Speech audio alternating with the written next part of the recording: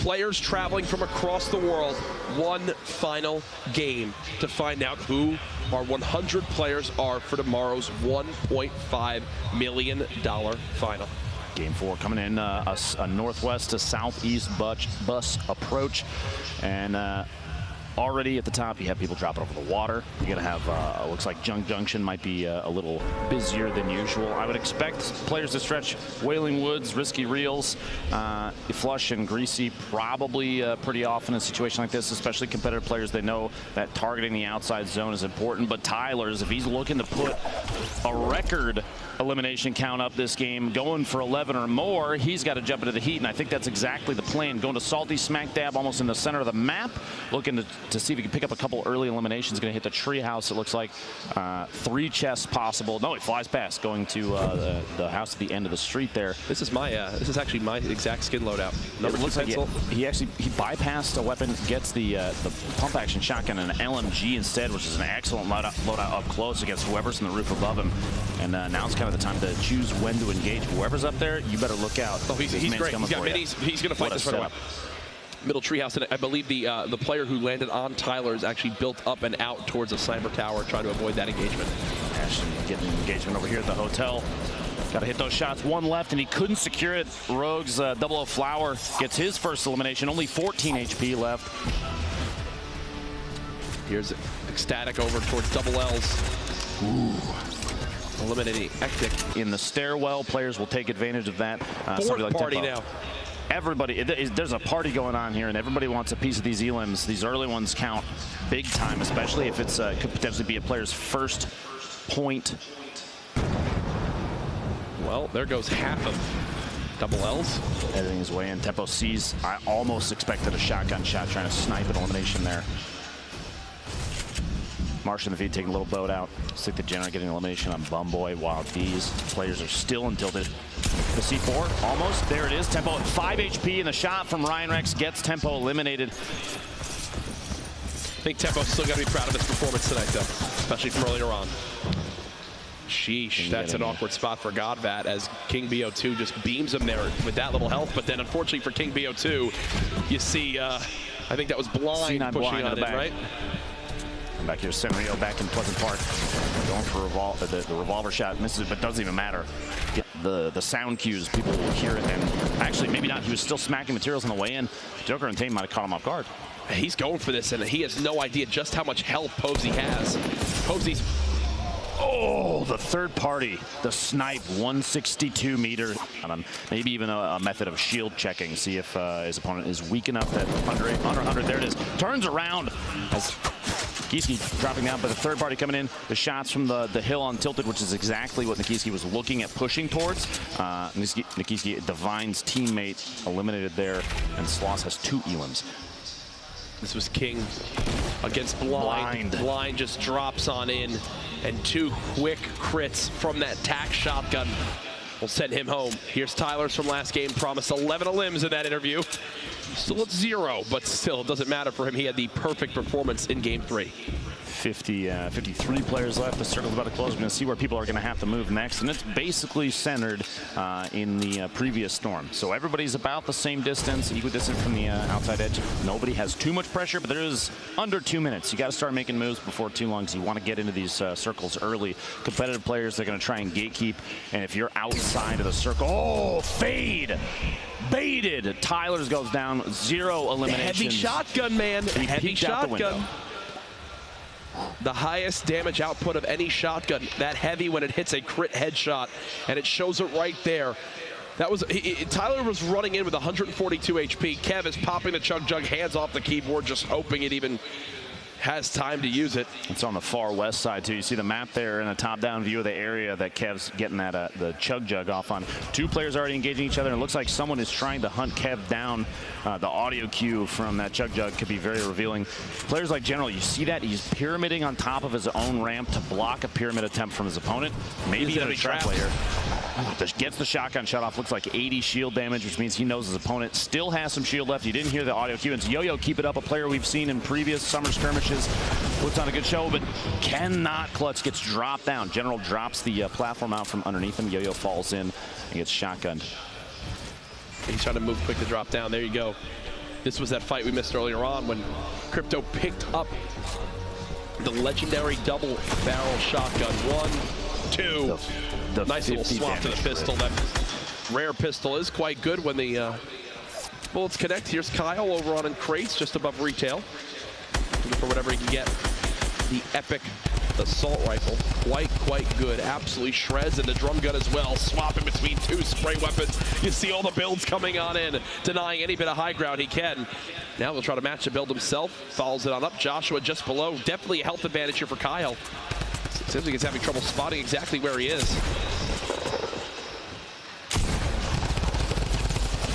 Oh, you hate to see that if you're Kyle. There he goes, Joshua with the elim, his first of the game. Now you see the board here, 6 players currently with 3+ eliminations. I actually just went up 7. DT, Sakairos, and Marsha, the only ones still alive though. So you've got 4 players that have earned themselves a single point, plus those elims, which can mean all the difference for tiebreakers.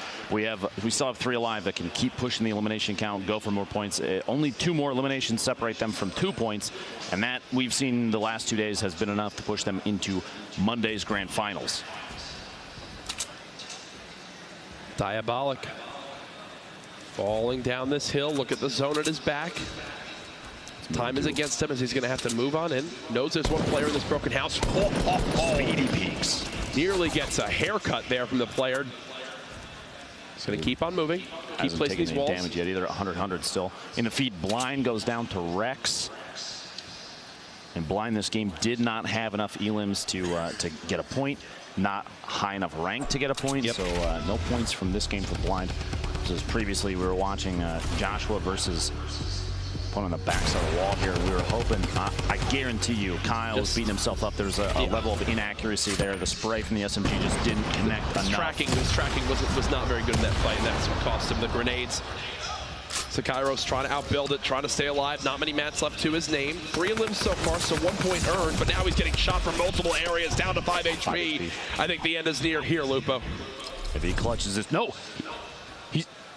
He almost used the rip to go. Oh my gosh. Opted not to because the shot stopped. He's going to get bandages off. Nope, he heard more shots come in. A layer got knocked out, and that's a good call.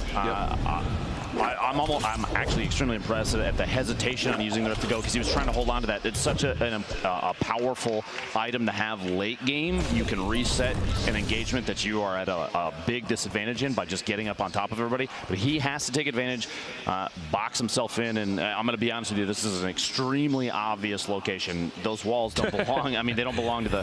What gives it away? Exactly. That they're building, that they're not obviously the same structure. There's a lot that's not good for him right now. If somebody watched to move in there, they're in a prime position to get Kevin Hysteria. Kev trying to build on up. Hysteria had much lower health, but that's not the case anymore. Hysteria, 3 limbs. And the sigh of relief, it seems, from him as he lives to see another day. Gone nearby as well. Gone looking to push his engagement. I think he thinks Hysteria is very weak, but little does he know, Hysteria was basically gifted a med kit. He's still got some shields left. I think that this is Hysteria's fight to take as well.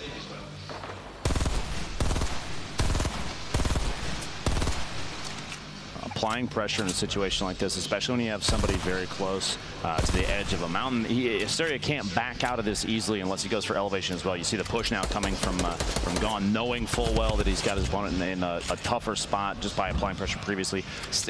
Those kind of shots to knock down surfaces, that's going to make players that are very aware of when a push is going to come. They're going to stop healing, they're going to put up a wall, and Gone knows that, which means he may have interrupted a heal.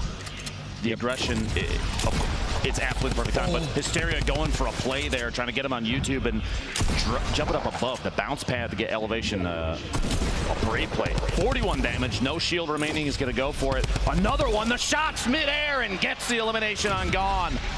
Beautifully done by Hysteria, his 4th elimination of the game. And he's going to go ahead and drop on into the low gravity zone. On the ground, just throwing some grenades. Not much ammo left. Needs to use anything he can get to drop this player down. Can he get the 5th elim? Joda down to just, what, 30 HP and some minis. Hysteria gets control of the wall. Spray. Can he hit the shots? It doesn't appear so as of yet. Will he elect to go from the top? Joda. He's trying to get an edit on the wall out, and Hysteria knows that. He's got the high ground yet again, and Hysteria fails the build, so he'll be back to the low ground. But Jonah's down here again. Another shot. Jonah even weaker. Hysteria trying to follow it up. This will be for the 5th elim and 2 points. He just seems, he's not building ramps. No! Still can't hit the shot. At that point when he was jumping around the left side over there, I'm surprised he didn't build a ramp to get over the top. I guess at this point, I mean, if that's all he's got left. This is all the ammo he has left to use. The small ammo in the minigun. Another shield tag. Hysteria just pleading to get this elim. Now he gets third party down to 45 HP, and you know Jonah heard that. This feels almost like potentially like a loss of focus. He's so locked in on getting the 5th elimination for that 2nd point that he's and now Jonah's like he forgot the build. He's getting third party now from the back, and the Storm's going to push him even more. He just got shot from the angle. He's got to move in. He's opting to go for the elimination, go for the number 5, get the 2nd point, hit the last shot, and he gets it on wheels. And he's going to be happy with that. In the Storm. That's 2 points. He's going to be happy with that. That's 2 points for Hysteria. We saw him with a 2-point game earlier on. We'll be seeing him tomorrow for sure in Monday's $1.5 million grand final. Colton, who I was going to touch on, had so little to his name. That was before he wound up jumping to that low grab mode. That's how he got his 1 elim in the game. Gyre, there's the heavy, breaks the wall and tags the health. That's why it's so useful. Down to our top 25 players. This is the last game of the night. Again, folks, remember, this entire week we've been going live at 6 p.m. Pacific time. That is not the case tomorrow. Tomorrow's $1.5 million grand finals begins at 11 a.m. PST. Spend your holiday with us. Here to see who can take home that $225,000 top prize. Prism Nazgul, the Storm starting to push players in. This is where we get some crazy engagements. Everything kind of turns into chaos. You see a lot of players stacked on top of each other in the middle, but who's left on the outside? That east, south, and southwest sides, those are all, they're all going to have to push in. You see he just needs one more for a point. Nazgul getting young Prism in the feed. Shotgun shots. SMG spray right there. He's looking. He's hunting. Gyre wants one more shot with that heavy sniper. Fade right on the edge. Just barely safe, but he's going to have to move quite a bit. The next circle is in the southeast side. Only 123 metal left to his name. Nazgul under 50 health. Airco maxed HP right next door, wondering if he's able to push on in and try to force that engagement. Kriz is still in this as well from C9 at 200 health. A strategy we've seen with this heavy sniper, you kind of use it as a battering ram to push through a wall, then follow it up with a shotgun. Look at Sokka has literally 1 health, 1 HP. But how would Gyre know? Faye gets the elimination on Rex in the feed, taking the shot, just barely clipping his own floor after the snipe shot. Potentially maybe cost him a little bit of damage there since the shots didn't go in on the wall. Again when we get that replay? He's got to move just a little bit. He's actually not had to move for the last, what, 2 zones? Can't ask for much more if you're Gyre. Going to have to wiggle this time around, too. Partnologist, super close to his opponent there with 1 HP, Sokka, and we have Fade here basically. Gyre got the snipe! He did. He just got the snipe on the big saucy, which will give him a point. That might be the thing that qualifies him for tomorrow. We'll see in the standings after this game. Fade not realize there was somebody right next to him. Doesn't matter. He died to the zone too. Fade dies to the zone. But he was at 4 eliminations. Yeah. If he had made the choice to try and get a shotgun shot off on that player that was also stuck outside, that could have been a 2nd point for him. But he didn't. He went for the push, and there's so many layers there. Here it is from Gyre. Oh my gosh. And look, there's the relief. Knows just how key a 3rd elim for 1 point could be. Gyre's lost a good amount of HP. 2 more left, and then players start. Crispy just was lost in the Storm. 2 more players go down, and then everybody that's left gets at least 1 elimination just based, or sorry, 1 point based on rank alone. Gyre gonna layer up on top of himself. Now's the time. You just kind of hang out inside. Only 30 HP left, so he can't take too much Storm damage. The Storm doesn't affect shields. Players, these guys, they're so on top of that he knows he's got to start moving early. He knows he can't spend too much time in the Storm. He can't move too early though. You're gonna take some ticks from that. Like these catacombs of buildings inside here. All the players that they put down just to secure every movement they can, because there's so many angles to C4, and his builds might not be enough to save him from something like this. We'll see here in a second. He's going to try and start making moves. 2 more players need to go down, and then Gyre gets a 2nd point here, which would put him in potentially on Monday.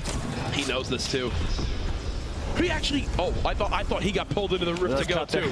We swap perspectives to Barnologist. Lands, there's multiple players both above and below him. The footsteps are every direction. Another rift to go was just used. Fake Jesus eliminates 1. Airco, and that elim.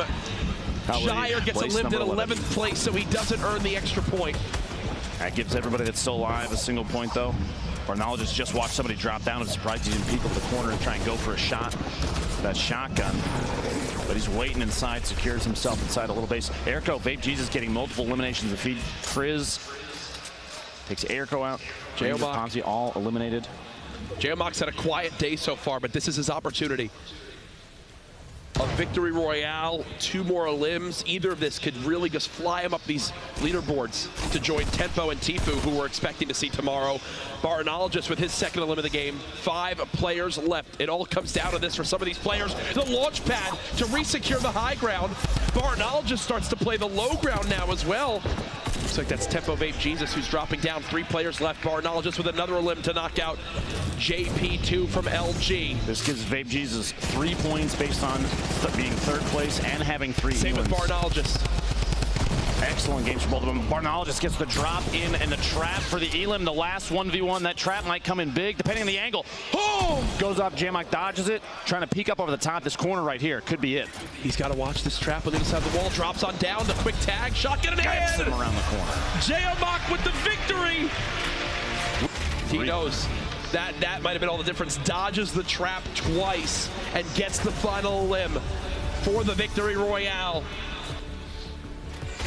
Well, following on in, but here are our final standings, folks. Tyler's at the top, 11 elims, 8 total points. Tempo, Vape Jesus, Tifu, Kriz, Hysteria there as well. Chap and Geomok joining the club. Nick Merckx in that 16th spot. We'll see you tomorrow, my friend. Barnologist, congratulations on to page 2. Remember, it's top 33. We have to see on page 3 who will be the last spot, with the crowd getting behind. Double O Flower there, and Cryomi